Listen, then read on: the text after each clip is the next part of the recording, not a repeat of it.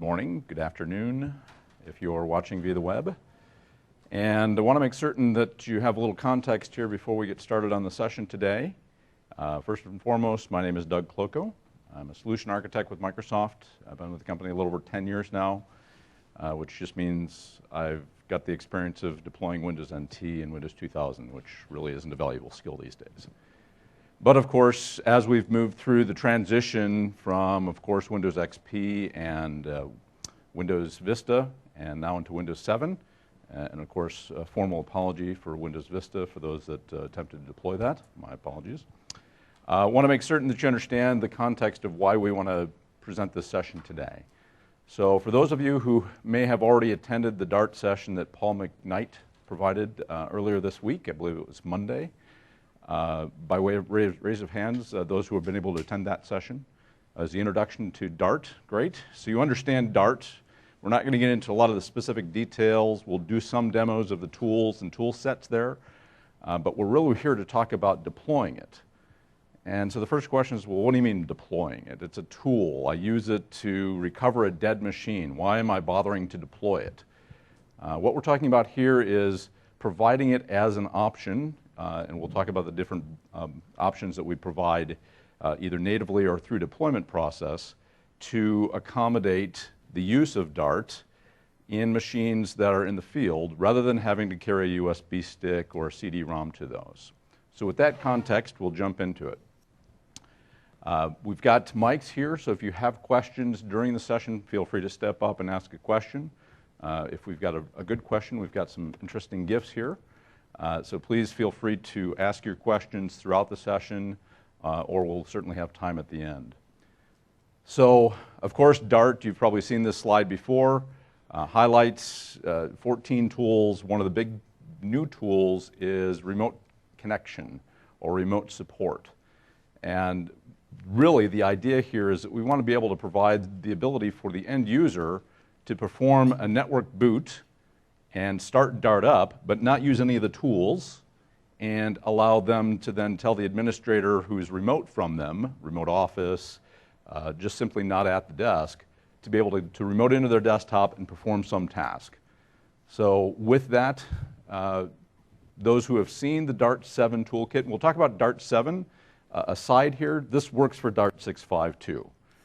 We've got a supportability statement here that we'll talk to appease the program management gods and to make certain that they understand we're not trying to encourage you to use with 6.5, but it certainly works just fine. But natively with DART 7, you'll see what is Windows RE, which is the left side of your screen here, which is the startup repair, the system restore, the image recovery, etc. These are native tools. So if you hit F8 on your Windows 7 machine today, it'll come up and you'll see those 5 top tools. When we get done with the deployment solutions that we're talking about, you'll be able to hit F8 or a couple different boot options that we'll show you, and the DART toolkit will come up as that bottom option, from which you'll open up a second screen and you'll see all the other tools listed there. And there we see the remote connection, and of course the other tools like Locksmith and other capabilities there. So why should I care? I think I've already kind of covered this in brief.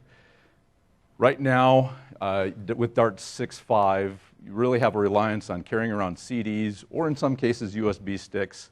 If you happen to stop by the pavilion at our booth, we had USB sticks that we were handing out, little 1 gig USB sticks that had a bootable version of DART 7 on them, and that was a 32-bit version. If you got one of those, great. If not, you might check and see if they have any left. But what that provided you was just simply a way to boot a machine up and have it boot to the DART 7 environment. Really, we want to be able to provide a variety of boot options for you because of the types of computers you have and the connectivity options that they have. One might work better than another, and so you might end up looking at these and say, I want to do this option but not this option, or maybe both.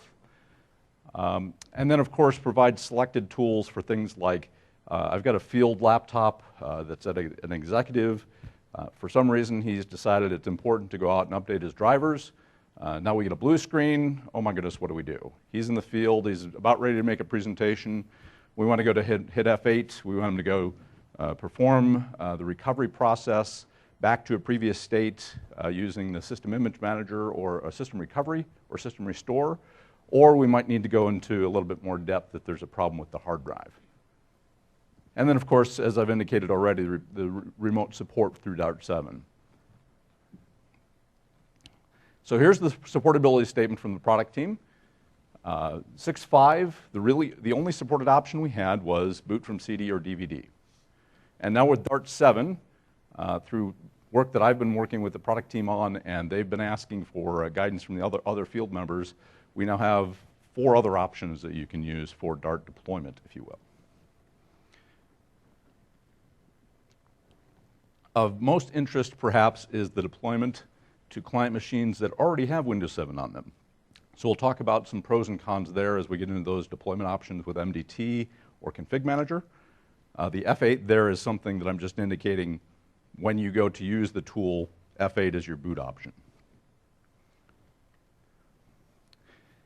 A note about security, and this is something that I've gotten a lot of feedback from this session that I've produced at MMS or other internal Microsoft events. Security is a little confusing in Windows RE.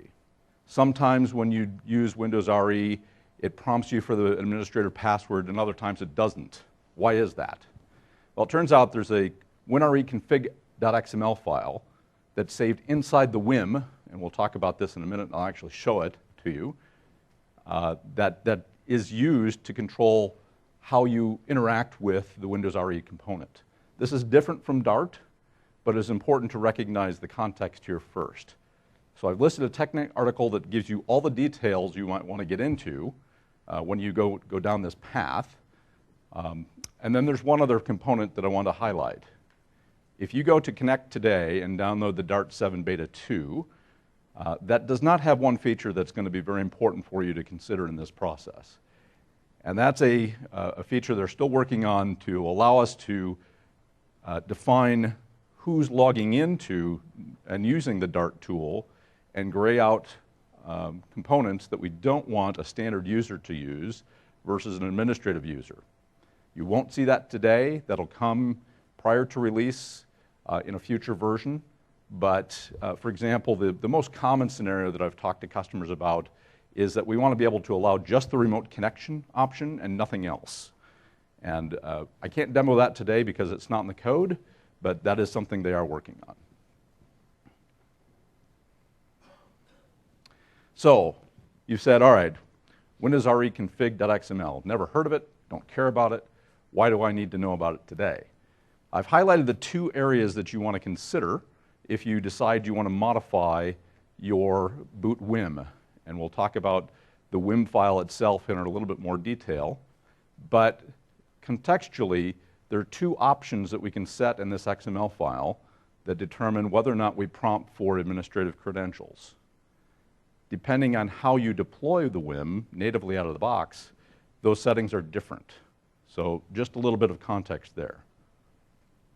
So what does that Windows RE config file look like? Out of the box, this is what it looks like, except the highlighted area that I've added. So we've got just simply a recovery tools, and you'll notice that it's identified, you've noticed I've identified a new toolkit. If you look at this config file from a Windows RE config, from the WIM file inside that Windows RE config file, you'll just see the word tools.exe there, and that's the native Windows RE tools. So we're specifying a different menu to pop up. In this case, it's the MS Dart tools. And then we're also identifying this always authenticate. So let me show you what that looks like. Switch over here to my laptop. So I have set up here a machine that will boot to the network, and I've set it up in the Hyper-V environment to boot natively there, so I don't have to go in and hit F12 and try and time that right. So it's going to boot natively there, and once I get that up, we'll show you that I've got 2 different options that I created, and just walk you through both those options quickly. So you'll see here, I've got 2 options for booting Dart 7 Beta 2. Now, of course, a little background here. What I did to get these boot menus is I just simply imported the WIM from the boot ISO, the ISO that I created out of Dart, the Dart Recovery Disk Creator, and took the WIM file, which is coincidentally in the source directory on that ISO, and said, add it to my boot images on my WDS server. So pretty straightforward stuff. If there's any questions about that, please jump onto a mic and we can dig into that further. But hopefully that's not too complex to conceptualize here. So I have both a no auth and an auth option. I'm going to show the no auth option first. And this is the out-of-the-box behavior. So we'll go ahead and load the Windows RE environment. We'll go to full screen here.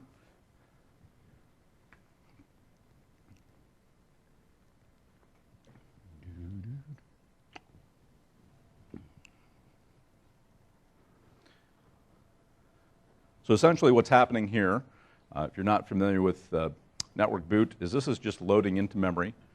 We've got an X drive that'll be available to us, as well as we'll be able to access the local drives on the machine.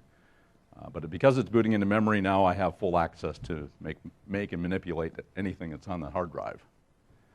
This particular virtual machine has got a full version of Windows 7 on it. We'll see in just a moment. So of course, yes, I'd like to connect to the network. I'd like to remap the drive letter. And now I'm searching for Windows installations, and it's going to find, of course, the one on my C drive.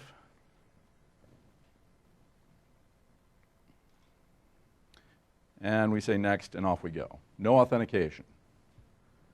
So let's go ahead and exit and restart the computer.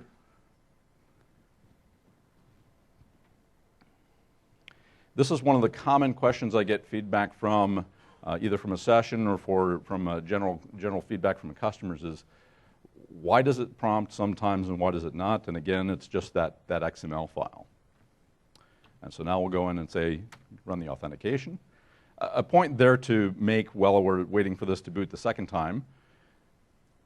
When you look to provide this boot option to the network, you want to be certain to provide both an x86 and an x64 version of the boot image if you are using both in your environment.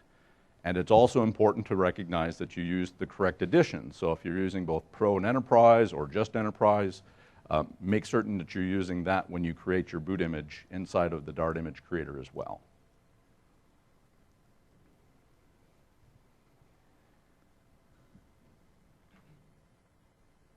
All right.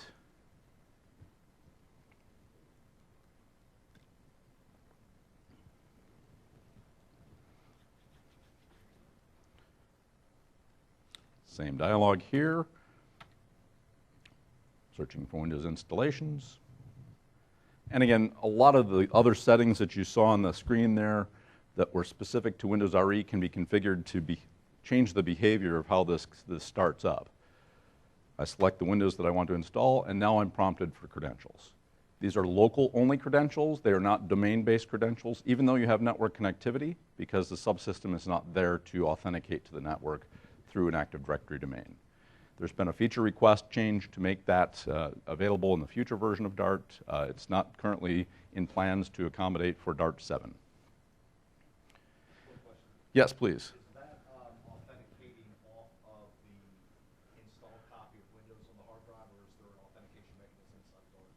So the question is it using the authentication built into the Windows 7 on the machine, or is it some other authentication? And it is the one that's built into the machine. So a caveat here, something that I've run across with some government customers or others that use general guidance. If you disable the administrator account, you can't get into Dart with this authentication. And so because that's a local account and you've disabled it and you don't have any other authentication, that's not an option. You no longer have that authentication. Please, question. Correct. Certainly depends on your scenario for deployment. So the scenario, when you're talking about taking a CD and installing it, yes, the administrator account is disabled. If you deploy with MDT or OSD, you have the option to either leave it enabled or disabled. Yes, question? You can rename it, yes. Yes, it is possible to remain that local. Yes, please. Yes, that's not a problem.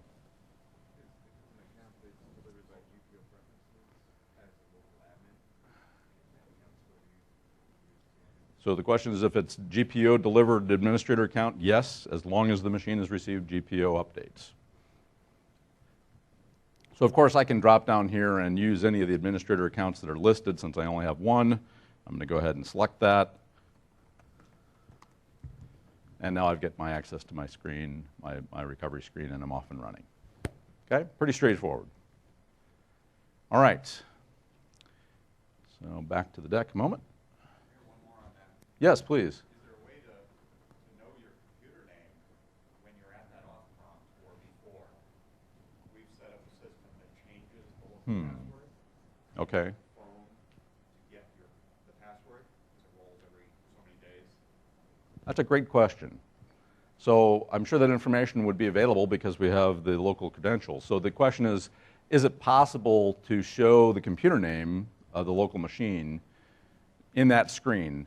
That's not native, and that's something that we'd talk to the Windows RE team about. So touch base with me afterwards, and I can point you in the direction of who we could talk to about, is that a feature that we'd consider adding, or is it something that is available that I'm not aware of? Great question, thank you. All right, so we've covered network boot with Pixie. Let's talk about multi-boot for a moment.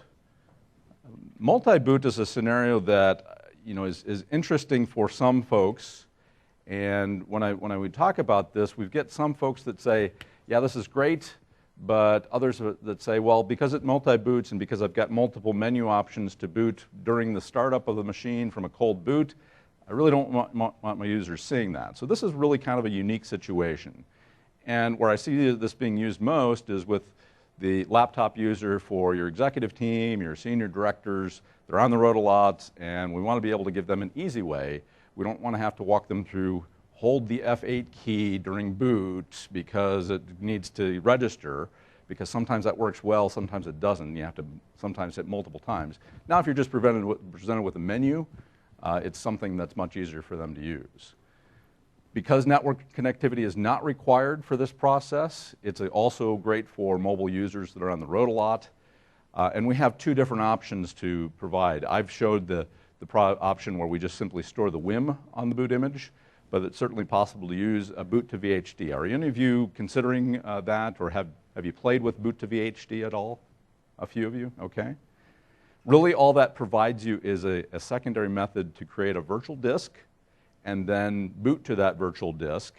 So now, when you look at your machine, it's simply got a VHD on the machine on a second partition and then your primary OS on that drive. And so it's an interesting way to pursue further virtualizing that desktop.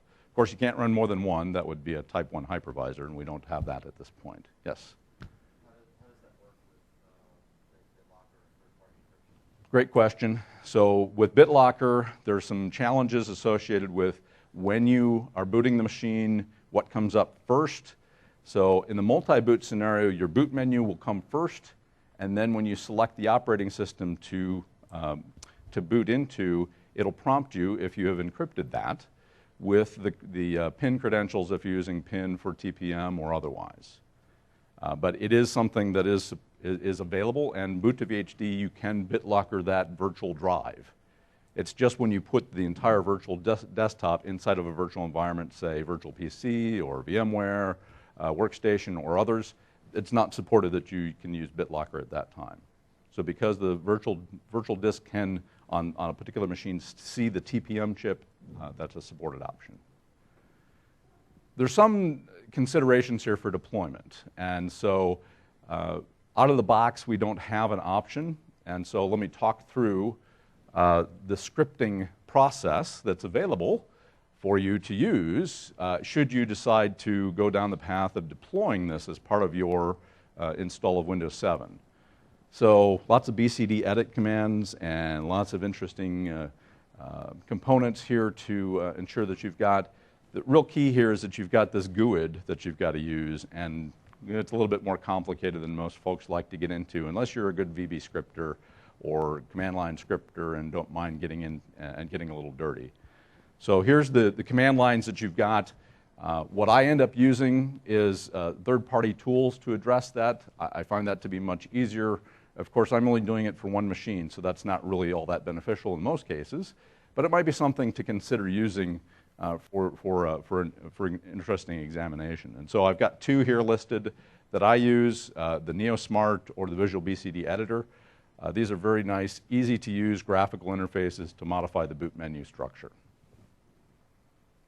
All right, so what does that look like?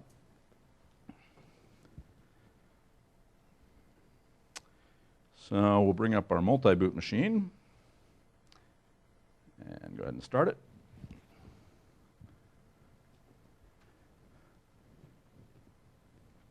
So I've got two boot menu options.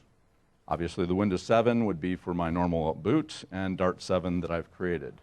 How did I get that is probably your next question. So let's boot into Windows 7 first and see the configuration of this environment, and then we'll get into the use of tools or the BCD edit process to actually create that second boot menu option. Is this of interest to any of you for a deployment solution? Is this something that you might find valuable, the multi-boot? By raise of hands, any? Good, okay.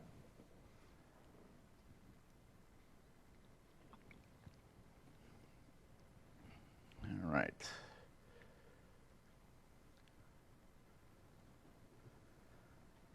You know, I'm a prime example of somebody who tries to push the envelope a little here with things, and so I've gone with SSDs on everything, and I'm here to tell you that out of the box, these things work great, but about 2 or 3 months in, the performance is probably about on par with the normal drive.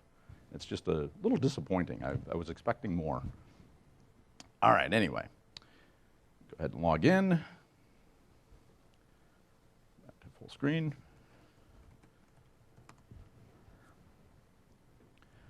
All right, so let me go change the resolution real quick so I can see that environment fully.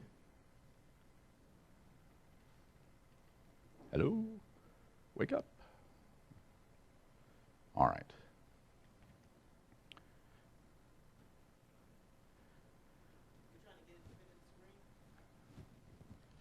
It's fine the way it is. I don't need it any larger at this point. So the first thing I've got is I've got a second partition. And certainly I can hide this if I choose by just removing the drive letter. But what I did is create, in this case, a 5 gig. It doesn't need to be that big. Really, the maximum you need is probably 1 gig. But again, during the demonstration, I just decided to go ahead and build it that way. It's got the contents of the Dart ISO that I create. So if I go look at what that appears like to a client environment, I'll go ahead and mount that and take a look at that. So here's my Dart ISO, and you see I've got a boot, EFI, and sources directory. And again, the sources is where that boot.wim file sits. Back to the machine. So I've got my boot, EFI, and sources. And I've also picked up this NST file. And that's actually because of the tool that I used to create that multi-boot.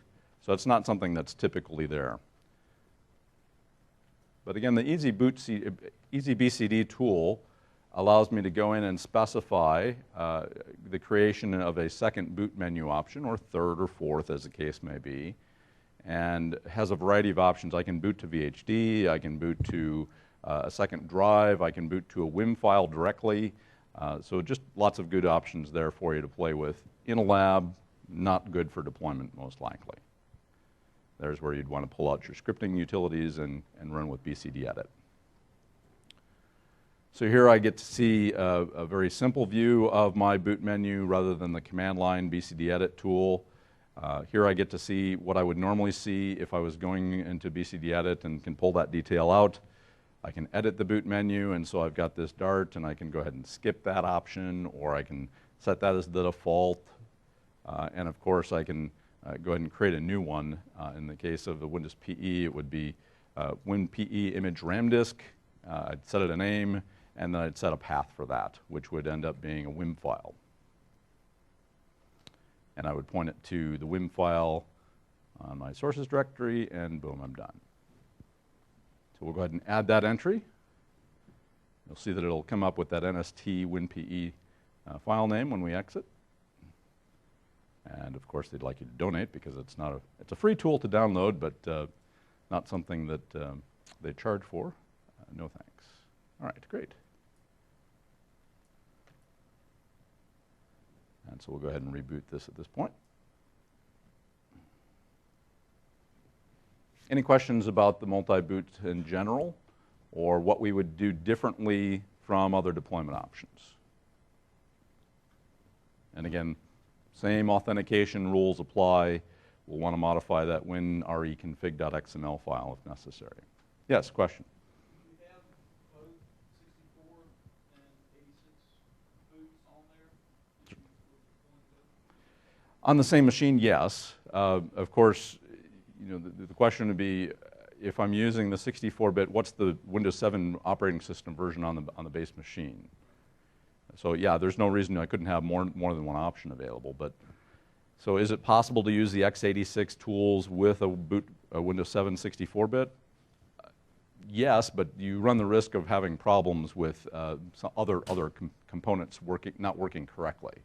So some of the things like your master boot record automatic fix process inside of Dart, that won't function the same way. So it's really best to keep the bitwise version of your Dart version the same as your Windows 7. So here we've got Dart loading.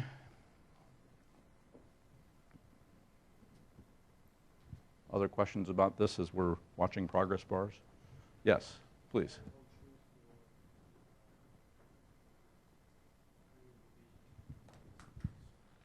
I'm sorry? That would hold true for, say, the application environment. Great question. So is it possible to use Dart 7 or 6.5 with an older XP? Again, yes for some tools, but it's not recommended. So I would step back to the 5 series edition for XP, really to accommodate the optimum integration there. And do these same rules apply for Dart 5 series? I haven't tested, but I'm pretty sure they will. I mean, nothing's really changed significantly since that time. So from the multi-boot perspective, that'll work the same. As far as things like the deployment options, again, have not tested that, and so your mileage may vary.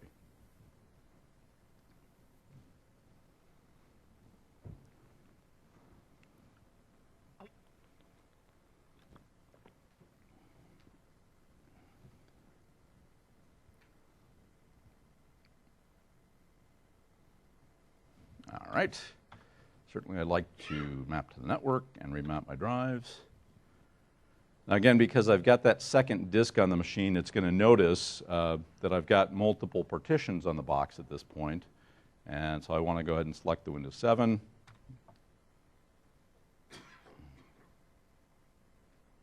What do we got going on here?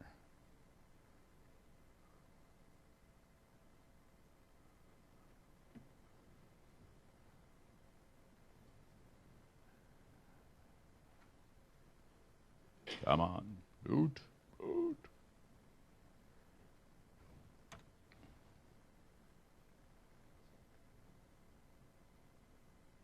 There we are, searching for Windows installations. Patience. All right, so after we demonstrate this, what we're going to talk about more now is deploying to a machine that already either has Windows 7 or adding this to the process to deploy Windows 7 in our environment. And there's some rules of thumb that I've found that are interesting to consider. Yeah, so this is a tough problem.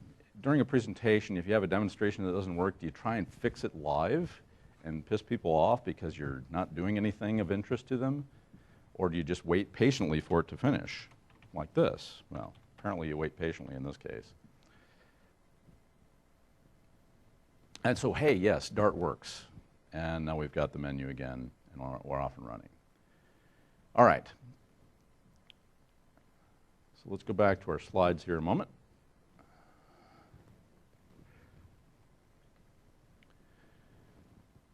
So in this case, what we're talking about is including that boot WIM natively to the operating system that we're deploying. And there's 2 areas that actually you can store it anywhere you'd like, but there's two things that we can do there to utilize where it's stored and some suggestions that I've found to make it most useful and most practical. So the first is the base boot WIM that comes with Windows 7 is stored inside of Windows Windows Recovery, and it's a hidden folder. And so you can go use @trib commands and unhide that, and you can put the boot WIM from Dart on top of that and then reapply that, and that'll work just fine. And that was one of the approaches I started with originally. The challenge there was more, well, now I've replaced it and it's still on the partition that might be having problems, so if I can't boot to that partition, it really doesn't help me to try and boot into Dart. It's going to fail anyway. So that's why I really moved to this model of using a second partition. Well, if you have Windows 7 being deployed and you're using BitLocker, which of course you all are using BitLocker to protect the operating system that you're deploying, the approach may be to just simply use that second partition that BitLocker creates, or usually it's called BDE drive, to save your WIM file to and use that. And that's perfectly fine. Obviously, if you're going to do that once your machine is already BitLockered, you're going to have some problems with it asking for recovery keys. So again, some logistics there to disable BitLocker, suspend BitLocker, perform this deployment, and then re-enable BitLocker would be just fine. We don't go into that much detail here because this is really about Dart, not BitLocker. But again, for those that have those specific challenges, happy to answer your questions later. So, how many of you have heard of a command tool called reagent-c? One. Would you come up and get your boot stick, your power stick, or if you don't mind catching it? There you go. All right. So now the question is, what does it do? reagent-c was a command line tool that the product team developed to be able to manipulate components of the Windows RE product itself. So the RE product recovery environment, which is what RE stands for, is a tool just like any others that you can manipulate and enable or disable. And really what it comes down to is being able to use some command tools to accommodate that. So before we get into those command tools a moment, I just wanted to summarize here on the slide what I have recommended from my experience of using the BDE drive partition, or whatever you end up calling that partition. The default out of the box for MDT is to create that at 300 meg. And you can change that with the BDE drive size property. Or you can go in, if you feel so led, into the ZTI disk part and go to line 186 in that script and modify it manually. I don't know why you'd do that, because the property is much easier to use. But what that does for is, during the deployment of the operating system, it'll create that partition to the size you specify.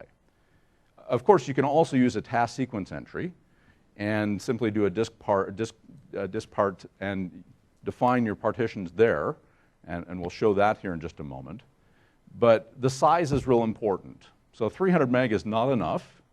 The boot WIM from Dart usually sits at about 250, maybe 280 meg, and that depends on whether or not you add the debugging tools or whether you add the standalone system sweeper, anti-malware components, the definition files.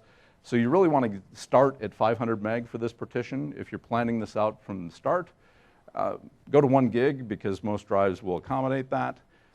And of course, consider accommodating whatever it is that you like before and after. So if you deploy with MDT, it will put that partition first if you specify that using the normal ZTI disk part tool, ZTI disk part WSF. Config Manager, if you let it create that config partition, you actually have to specify the order. So it could be first, it could be last.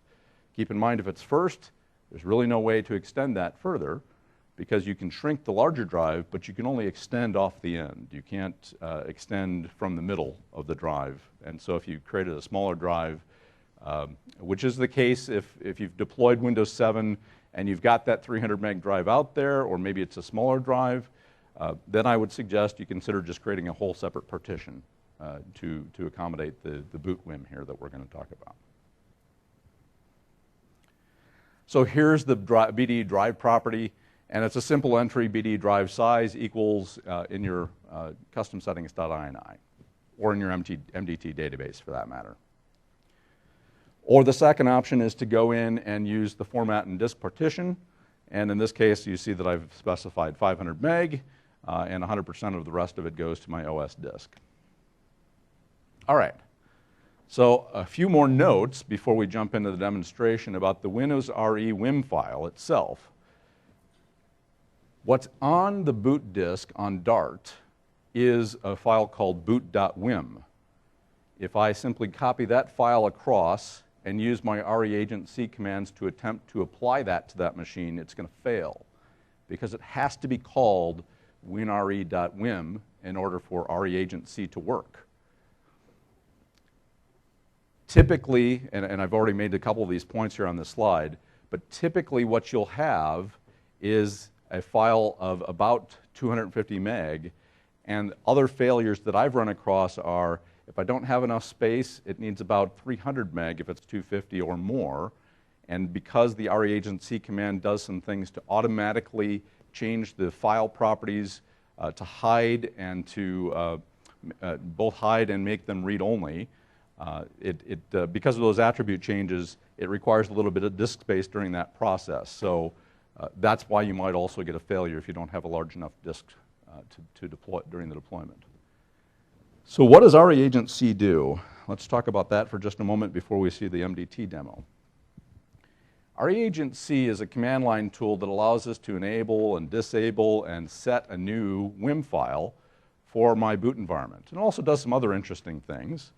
But when I do a /info, and you can do this on any Windows 7 machine you have today, you'll see that I've got an indication of whether or not RE is enabled, whether or not I've got it staged, if it's, where it is on where the file is saved in my recovery environment, which you see here, a fairly lengthy path to the partition and to the recovery folder. And you'll also see this boot key scan code. What in the world is a boot key scan code? Let's jump to that a moment. When I hit F8, that's telling the operating system to do something special. And my boot key scan code for F8 is reserved, obviously, because it's the native out of the box. I can change that if I want. In other words, if I want to have Windows recovery environment start up with a different F key, I can change it and use this table to do that. I've seen some folks do this only in rare situations, but it's something that it's a curious interest. It's not something I'd highly recommend you go out and make a change by default, just because it may cause confusion for your support staff. Let's go back to the previous slide here. So here are the command line options for the reagent C command itself. So we have this set RE image, which we use to perform the deployment after we've copied that new boot WIM file into the right location, actually the Windows RE.WIM file.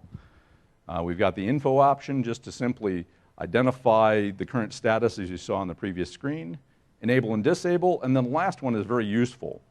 So if I go to a command line and type reagent C /boot to RE, it'll boot to the Windows RE environment the next time you start the machine, and the next time only.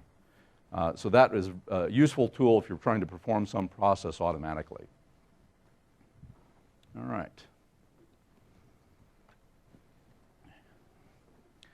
So let's talk about the task sequence before we demonstrate it. First and foremost, we start with this gather local only command, which just simply finds the information about the machine and gathers that data. Is it x86 versus x64, a bunch of other details. And we can walk through that information and use that information later. The second is to run this diskpart script. And why do I do this? It's probably easier to jump into my demo environment to actually show this. So let me bring that up here in just a moment. When I'm running the environment, when I'm running the task sequence, I've got the machine obviously either in the process of being deployed or already deployed. And I've got that small partition, but it's got the drive letter removed. And so what I needed to do is create a disk part script to just simply assign a drive letter. So using the disk part /s option, I can perform that task. And because those files are saved out of my script root directory, I'll go in and identify where those files are located here, just a second, and pull up my sample script. And in this case, a few caveats that I've noticed. First and foremost, I can select the disk, but I can't do any variabilization here. So I can select disk 0. If it happens that I have 2 hard drives in the machine, this obviously wouldn't work. But then I can also detail that just to keep the logs in the drive. And then, oops, what do I got? Oh, I don't have that in the virtual environment. I can select then the first partition, assign a drive letter, and then again provide detail about the disk so that I again get that information into the BDD log file, and then I exit. So all that's doing is assigning a drive letter, and in this case I chose S because it was convenient and I wasn't using that in another environment. If you're using the S drive letter for user saved data or something like that, you probably wouldn't want to use that drive letter during deployment. All right. So that's the first step in the script, is it just simply assigns a drive letter to that hidden drive. Now I'm going to create a folder on that VDE drive. And that's simply done with a make directory command. I'm now going to copy the Windows RE file that I have on from my script root directory, and you can store this again anywhere you'd like on your MDT deployment share, to my newly created folder called Recovery Windows RE. I take a quick look with the reagent-c command doing a /info to see the current status of Windows RE before I start making changes, again for troubleshooting purposes. The /disable just simply disables that current Windows RE environment. And the next, because I've got that Windows RE WIM file already on the drive and that second partition, I'm going to use the set RE image with the path specified here, which again was where I just dropped that WIM file. And then I specify the /enable option. So I've essentially left the old Windows RE WIM file in the C recovery directory and now specified the new one inside of my partition that will again be hidden here in just a moment with the last script, which just simply removes that drive letter. So these scripts and the task sequence actually is all being published in a white paper. If you don't want to wait the few weeks for that white paper to be released, please see me and I'll be happy to send you that content. Not a problem. I'll just ask for your email and we'll get that coordinated here afterwards. All right, so let's see this work.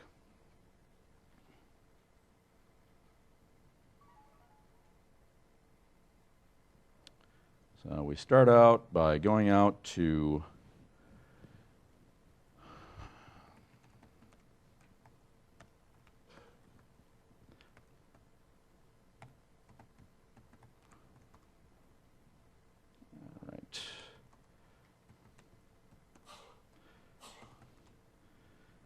and in order to start the MDT script process, or the task sequence, I can just start with cscript lighttouch.wsf. So that'll start the task sequence, and I'll minimize this so that we can watch it occur in the background. Of course, I can hide this because I don't need to prompt for administrator credentials during the deployment. Anyone who's used MDT for a while will know that you can put that in the custom settings, and so that's just fine.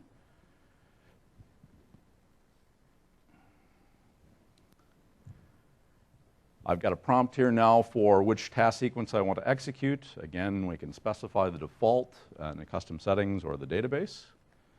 Just for demonstrations here, we wanted to point that out.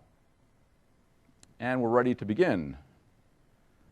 Off we go. You'll see here in just a second the prompt that'll come up and says, hey, I've got a new drive, and it's got a drive letter of S. And now I'm copying that WIM file to the BDE drive. That'll take just a moment. And then we'll proceed to use the RE agent commands to disable the old, re-enable the new, which is done now, and we're removing that drive letter.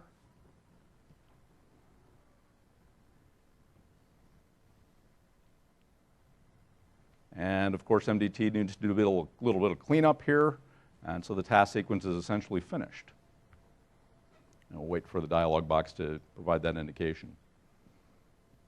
So any questions about this thus far, before we actually go show and prove that it worked? Does this make sense? Yes, question? I could just advertise that task sequence to SCCM to existing machine. Yes. We have that as a final demonstration. Great. Any other questions? Yes, in the back. Again, if you use the BitLocker, you want to disable BitLocker. Suspended, actually, yes. Suspended, yes. Right. And then unsuspended Correct. after this process. Correct. And again, the reason for that is because we're making changes to that BDE drive partition. And if we do that without suspending BitLocker, it's going to say, I need my 48-character key. And of course, then you'd want to be using MBAM, which is still in beta, expected to be released in Q3. MBAM is our BitLocker administration and management tool. If you've not seen that already, again, drop by the booth and we can show you a live demo of that. It's a very interesting product that will allow us to manage the deployment of BitLocker to standard users. So if you don't have BitLocker deployed to your client machines and you need to, rather than doing some sort of administrative task or some sort of a config manager deployment, which is very confusing and complex, there's a process there where the agent itself that runs on the machine will allow you to deploy BitLocker manually. All right, so we're done with that. Let's go ahead and reboot the machine. And again, the scenario here is that because I won't have a separate boot menu option, I have to hit F8 numerous times just to make certain it registers, because I'm in a virtual environment and I've got a Hyper-V session, and we'll go ahead and wait for that to reboot.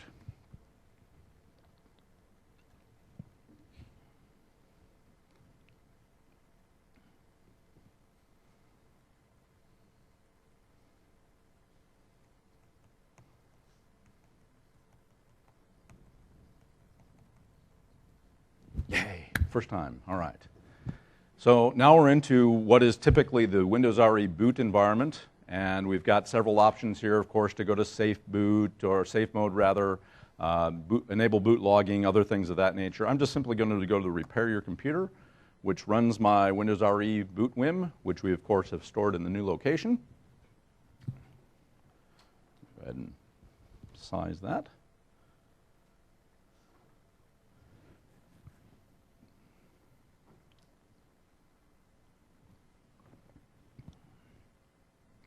I have to wonder how many hours of our lives are wasted watching progress bars.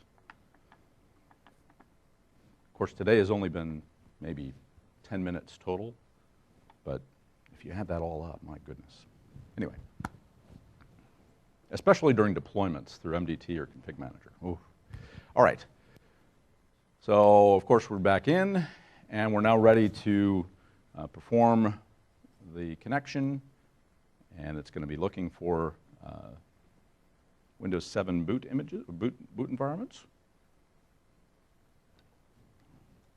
Come on now. Hello. There we are. You see the behavior is slightly different here. Before, when I made that modification to Windows RE config, the prompt came after the validation of the volume and location. Here it comes before. And I believe there may be a configuration change that you can make. But I've not been able to get the product team to give me details on what that is. All right, let me go in here.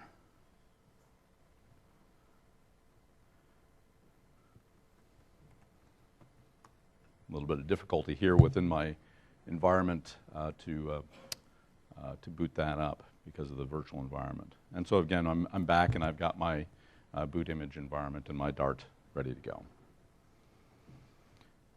All right, great. So we've got about 20 minutes here, which hopefully shouldn't be the time that we need to talk about the last option. But the last option is really our ability to deploy this using OSD. So there's a couple things we have to consider that are different about OSD versus MDT first. But to set this up, of course, we're really talking about, instead of trying to do something with light touch, and of course you saw that I had to kick that light touch script off, or I could put an icon on the user's desktop to do that, map a drive, all that fun stuff. What I'm talking about here is creating a package that has that WIM file, deploying that package along with those disk part script files, and of course adjusting the disk partition if necessary. So we're going to look at the task sequence that I've built. We're going to talk about the advertisement process and whether it's manual or mandatory or assigned. And then, of course, we want to talk about the caveats of using that process differently. So here's the task sequence. Let's build this out. Made this one a little larger for you to see. So you see it's a very similar process, although I don't use the ZTI gather script up front. But I've got a couple things to keep in mind. First and foremost, I've got a package file that I need to use. I can't just simply call a script root directory inside of Config Manager. So I've got a package that's got my text files, my disk part text files, and I can run that disk part /s with the first one to provide a drive letter. I'll then use the second command to actually create a directory. You'll notice that I've got a start in path in this particular command. This is simply to be able to use the make directory command successfully. I've also identified that I'm running it as an administrator, which is in this case my build account. The third script is an interesting one, and I've talked about this with some colleagues, but what I've done here is a little bit of a shortcut, and I'll point it out just so that you don't fall into the trap of trying to use this out of the box and it not working. Rather than using some sort of a script that says, okay, go grab the package from your distribution point, I've specified to copy that file out. I've specified to simply use the package directory, which is in the temporary cache on the local drive, which is under that _SMS task sequences folder. So this is a shortcut. I recognize that. If you have questions about a script, I have some samples. I just haven't been able to include it in my demo at this point because there's some things that you have to consider, some logistics and so forth. But of course, I've got my boot package, my Dart WIM package that's got that WIM file in it, and I'm using this copy command to do that work. Of course, I can also run the reagent info path, and you'll notice a couple differences about this task. First, I'm using the disable 64-bit system redirection. You ask, well, why is that important? It turns out that there's two versions of reagent C on the machine, both in your System32 and your syswow64 directories. And if you use the wrong one, it can cause some problems. So we want to use the 32-bit, not certain exactly why, as opposed to the 64-bit version.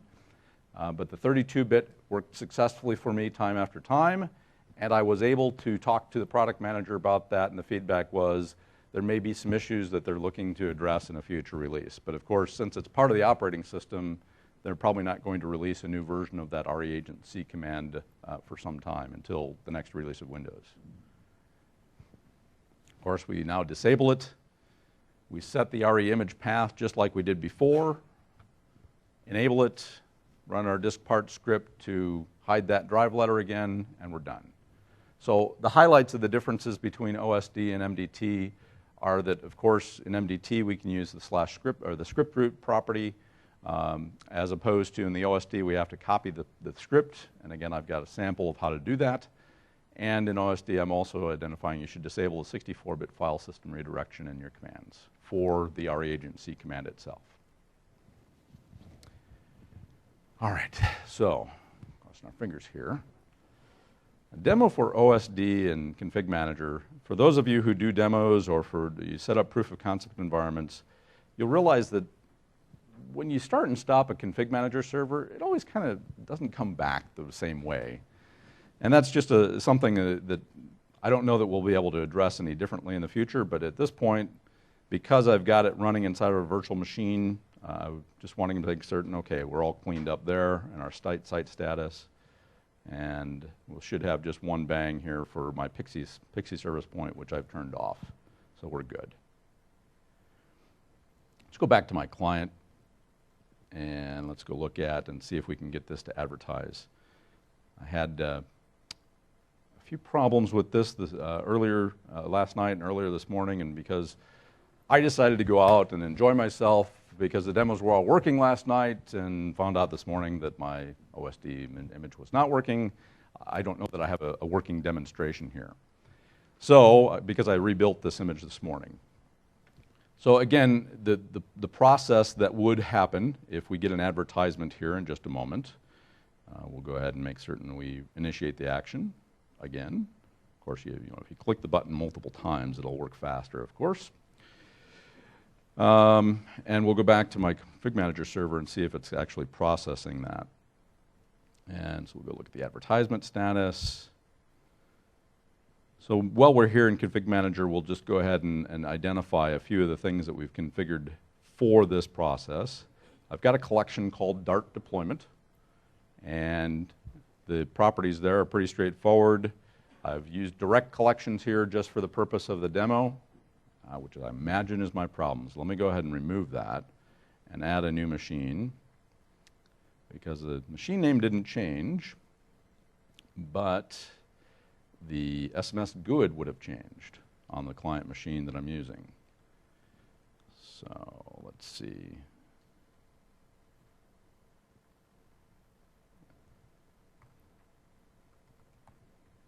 Just find all the computers inside the system. I need to use the %sign. Thank you. And there's my OSD client. So I'll go ahead and finish. I'll apply. I love doing demos like this. This is just wonderful. All right, we go ahead and reapply and see if we can get that to advertise. I just set it as an advertised package as opposed to mandatory. So questions about this, please. Good point. So I'm using an internal private network, and I've got connection to my corporate network, so good check, thanks. So questions about using OSD to deploy this task sequence. Concerns, scenarios that you can think of that are going to be a problem for you in your environment? Yes, in the back.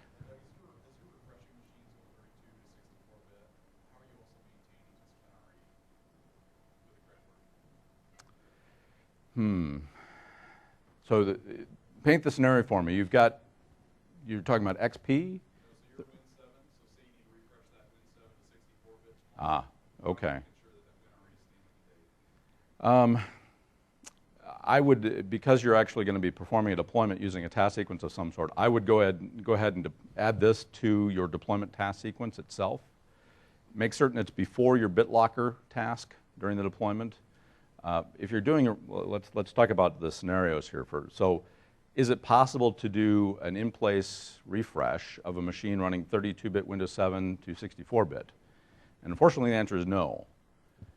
It turns out you can do an upgrade from Vista 32 to Windows 7 64, but you can't do an in-place refresh of 732 to 764. Not sure why. The key there is that you would end up at some point wiping the drive, and so I would just perform the process of recreating that BitLocker partition. But again, the scenario that you're thinking of may have some different variations, so happy to talk with you more in detail. Other questions? Yes? So you talked real quickly about WDS and adding it to the boot list. Yep. Config Manager rules the WDS world. Can you do the same thing when it's integrated like that? Great question.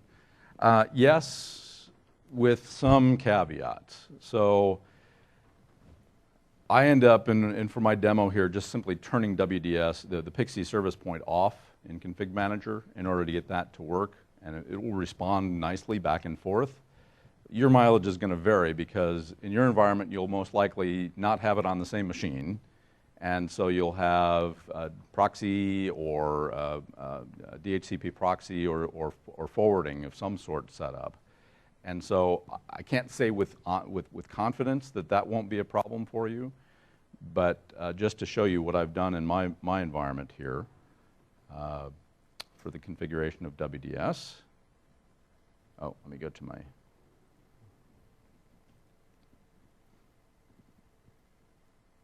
Of course, here are my boot images, which I included.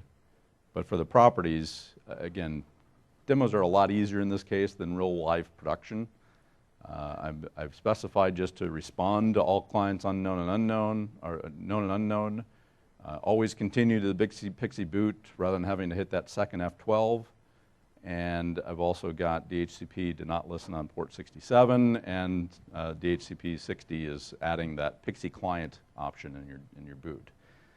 So the official statement from the config manager team is, yes, we're taking over Pixie, we're taking over the WDS server, and so standalone Pixie is not supported. Well, it turns out it works, but you have to run the balance of works versus supported in your environment to determine if that's a choice you want to make. Other questions? Let's go see what's happening with that client. Have we got functionality yet?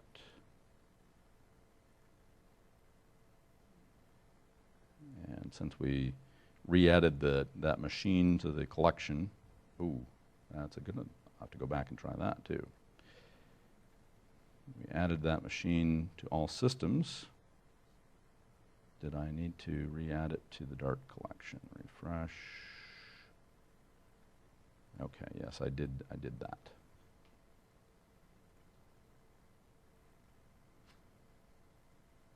Let's just make certain my client agent is working. Mixed mode, good. Components enabled, yes. Initiate action. This is the fourth time I've done this demonstration, or this session in a variety of locations for both internal Microsoft folks and online. I've gotten this to work once. So I apologize that it's not functional. You'll have to take my word that it does function the way it's supposed to. And if you have questions or problems with that, I'll be happy to respond with email. So let's close out here and talk a bit about what next steps are for you in your environment. First big challenge with many customers, yeah, I really want to go do this, but I've already got Windows 7 deployed in some capacity. All right, what are the options? All right, we can do a task sequence deployment using MDT or config manager, and of course accommodate that, but you want to really look at your drive partitions as being an important component to validate first. The second is look at BitLocker administration and management if you have not already. This is not a plug because at this point it's not a released product until Q3. And what MBAM will do for us is allow us to do some very interesting scenarios of deployment of BitLocker to machines that already have not been protected with BitLocker. We expect this to be as part of a future release of MDOP, and so it will be MDOP probably 2011 R2, but don't take my word for that. Of course, naming of products is all done through some interesting wildcard process, I believe, that they come up with. So we could be calling it something quite different at that time. But MBAM will be the 7th product that we add to MDOP at that juncture. And so if you already have Windows 7 Enterprise and Software Assurance Benefit and the licenses for MDOP, you'll be able to use MBAM out of the box. And then, of course, third-party products for drive encryption. This has been an ongoing discussion inside of our consulting organization. There's a lot of us that are working with customers on Windows 7 deployments, and they'll run across SafeBoot or some other product that's already encrypting a Windows XP drive, or they're wanting to deploy that to Windows 7 because they intend to use that as their drive encryption for Windows 7. So there's a lot of back and forth, and again, all I can say there is your mileage is going to vary greatly as to how this process is all going to work if you already have a third-party drive encryption tool available. Yes, please, question back. Not that I've noticed, but I haven't done a lot of extensive testing. You're talking about hardware encryption on the drive itself? Yeah. Right. And so really the key there is there an interface to that for the end user, or is it just simply encrypted on the drive? And from what I've seen, most of them are just on drive encrypted, and so it doesn't really, there are management tools for it, of course, provided by the manufacturer, but I can't speak to that directly. So any other questions about this in general? We've got about 9 minutes left. Please step up to a mic. We've got one power stick left to hand out if we got some good questions. Otherwise, I get to keep it. No, I don't. A brave soul. Yeah, kind of multi-part. Okay. So I think what I heard was third-party Pixie server is probably not going to be an option. Well, not one that we're you gonna don't want. happen to work for a large telecom in the central part of the United States, do you? No. Okay. Had been working with them on But for. we have Pixie okay. servers to boot our phones. Okay, so is it everywhere. a 3Com product? No. Okay. Cisco. All right.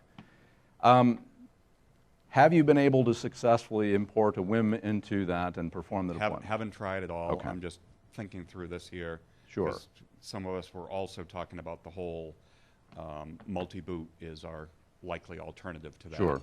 Sure. So it's sounding like multi-boot is the alternative, being it works, it's supported. Sure. Yeah. Okay. I don't see any reason technically why it would not work, because Pixie servers have some standard processes. So Since whether like it's the a boot 70s, WIM yeah.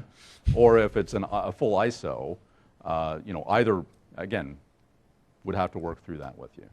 But that's a good question, and please come up and get your stick. Yay. Other questions? Mm-hmm. Yes?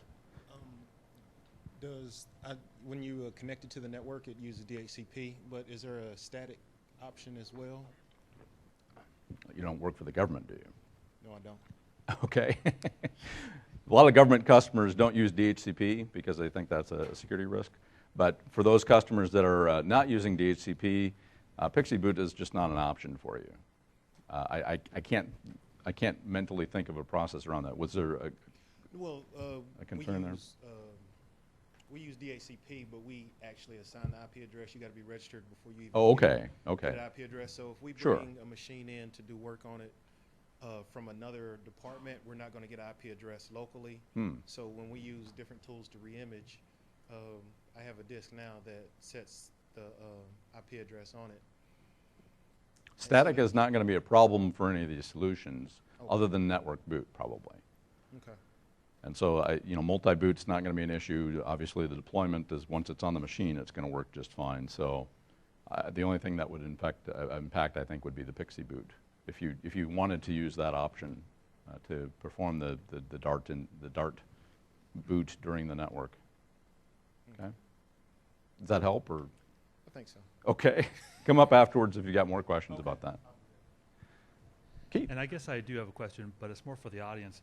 Yes. I noticed that you were mentioning earlier about boot to VHD as an option. And just to let you know that we have included that in the next version of MDT 2012. It's going to be available for beta coming out here in the next couple of weeks. But primary scenario that we thought about for boot to VHD, mainly for lab environments, at least the one that I thought about for lab environments and that sort of thing. Do you guys, I want to get a poll of the audience here about, because you asked earlier, Doug, about boot to VHD, and a lot of you raised your hand that you're really interested in that. How many of you are interested in that mainly for server environments, failover recovery, or are you interested in the client environments where you want to have multiple recovery environments, like the executive that we're talking about here, that you want to be able to have two VHDs on the same machine. If one dies for whatever reason, they immediately have an OS that's available for recovery. Is that what you guys are talking about here? So is this for client-side recovery? Yes? Or is it more for server-side failover? Both? All the above. Okay. So you, as compared to, say for example, if Microsoft be used for test environments, I want to load x86 and x64 on the same box. I'm going to have both VHDs available for testing. Is that another scenario? Also, why would you want to do what? Yeah. So we are thinking about that, and it is working right now in MDT 2012, at least the basic version. But we're trying to make sure that we have all the scenarios worked out. So please provide feedback if you sign up for the Connect program. Thanks. All right. Thanks, Keith.